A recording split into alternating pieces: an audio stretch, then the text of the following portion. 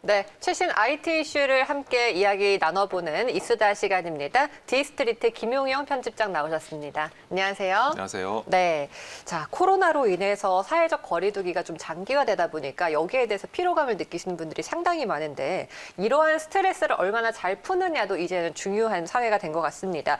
근데 최근에 코로나로 할 수 없었던 수다를 마음껏 풀 수 있는 어플리케이션이 등장했다면서요? 네, 게임 맞습니다. 체인저라는 클럽하우스라는 어플이죠. 네, 맞습니다. 이 클럽하우스는 지난해 5월 애플 아이폰을 통해서 처음 시작된 앱인데요. 간단하게 말씀드려서 음성 기반 SNS라고 할 수가 있습니다. 트위터, 페이스북과 같은 SNS에 말로 하는 커뮤니케이션을 결합한 앱인데요. 트위터나 페이스북 또는 카카오톡이 글이나 사진으로 정보를 공유하는 것에 비해서 이 클럽하우스는 모든 것이 음성으로 이루어집니다. 카카오톡의 음성 버전이라고 하면 쉽게 이해할 수가 있겠습니다. 카카오톡에서는 사용자들이 단체 채팅방, 즉 단톡방을 만들어서 대화를 하는데 클럽하우스에서는 사용자가 대화방을 만들어서 그 안에서 서로 음성으로 대화를 합니다. 그래서 친분이 있는 사용자들은 방에 들어와서 듣기만 할 수도 있고요.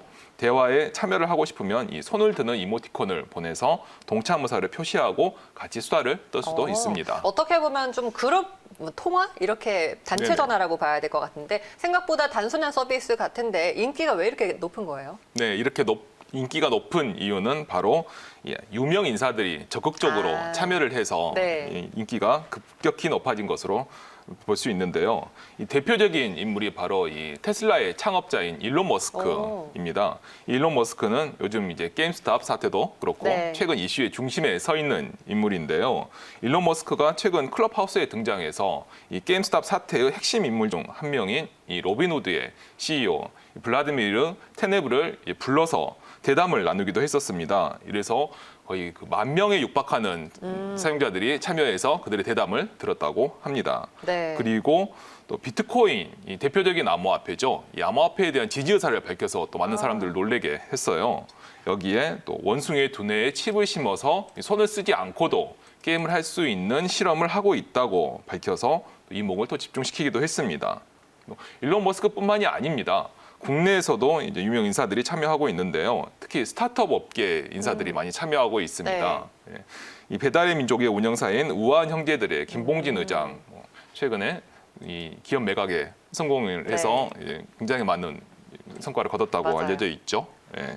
여기에 그리고 또 토스의 운영사인 비바 리퍼블리카의 이승건 대표 등이 이제 그 클럽하우스에 참여를 해서 이제 대화를 나눴었고요. 여기에 또 최근에는 서울시장 선거에 출마할 것으로 보이죠. 이제 박영선 전 중소기업벤처부 장관이 또 사용자로 등록을 해서 많은 사람들의 관심을 모았습니다. 정재계 유명 인사들이 이러한 핫한 어플리케이션에 같이 참여를 하면서 뭐 홍보 효과도 톡톡 누리고 있는 것 같습니다. 왜 이렇게 유명 인사들이 모이는 걸까요? 네, 이 클럽하우스는 현재 추천제로 운영이 되고 있습니다. 그래서 아는 사람이 있어야만 이제 클럽하우스 그래요? 사용자를 이렇게 부를 네. 수가 있는 거죠. 이게 즉 그래서 지인이 초대를 해야만 사용할 수가 있는데요. 이것이 이제 코로나로 가뜩이나 이 대인 관계가 폐쇄되어 있는 상황에서 소속감이나 유대감을 느끼게 하는 매개체로 좀 작용을 하고 있는 것으로 보이고 여기에 이제 유명 인사들도 자신들의 명성을 이 주변 지인들을 통해서 쉽게 보여줄 수가 있는 점이 인기 요인으로 파악이 되고 있습니다. 네. 이 클럽하우스가 우리나라뿐만이 아니라 일본에서도 큰 인기를 거두고 있는데요. 일본에서는 이 클럽하우스 초대장이 온라인 장터를 통해서 유료로 판매되고 그래요? 있다고 합니다. 인기가 많네요. 어떻게 보면은 초대를 받아야만 들어갈 수 있다고 하니까 더 사람들이 관심을 갖는 것 같은데 네네. 이게 또 근데 아이폰 유저들만 사용이 가능하다면서요? 네, 맞습니다. 이게 지금 현재 클럽하우스의 가장 큰 문제라고 할 수가 있는데요. 안타깝지만 그 안드로이드 기반 스마트폰 사용자들은 아직까지는 클럽하우스를 쓸 수 있는 방법이 없습니다. 아이폰 사용자의 비율이 낮은 국내에서 특히 이 문제가 큰데요. 네, 이 다른 방법이 하나 있긴 한데 만약에 아이패드를 쓰고 있다고 하면 일단 안드로이드 스마트폰으로 인증을 받은 뒤에 아이패드에 앱을 설치해서 로그인하는 방법으로 사용할 수는 있습니다. 어찌 보면 좀 우회하는 방법이라고 네. 할 수가 있겠는데요. 이 클럽하우스 측에서는 이 같은 문제를 잘 인지하고 있고 안드로이드 스마트폰으로 서비스를 확장하는 것을 이제 다음 목표로 진행하고 있다고 밝히고 있습니다. 네, 아까 또 카카오톡과 비교해서 말씀을 해주셨잖아요. 이렇게 좀 비슷한 부분이 많다면 유사 서비스가 추후에 또 나올 수 있겠네요. 네, 맞습니다. 현재 지금 유사 서비스가 실리콘밸리에서는 나오고 있다는 얘기도 들리고 있습니다. 특히나 안드로이드 스마트폰에서 안 된다는 게 이제 치명적인 건데요. 그런데 클럽하우스를 가만 보면 유명 인사들을 매개체로 확산됐다는 것이 이제 차별화 포인트인데 기능은 유사하게 내놓는다 하더라도 이 유명 인사들이 사용까지 따라하기는 좀 어렵지 않나 이런 생각이 듭니다.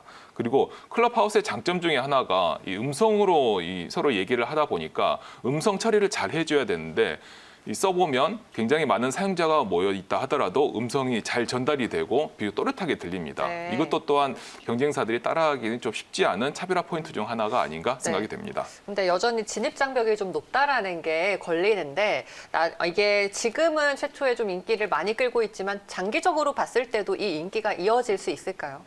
네, 이 장기적인 인기는 좀 생각을 해봐야 될 것 같은데요.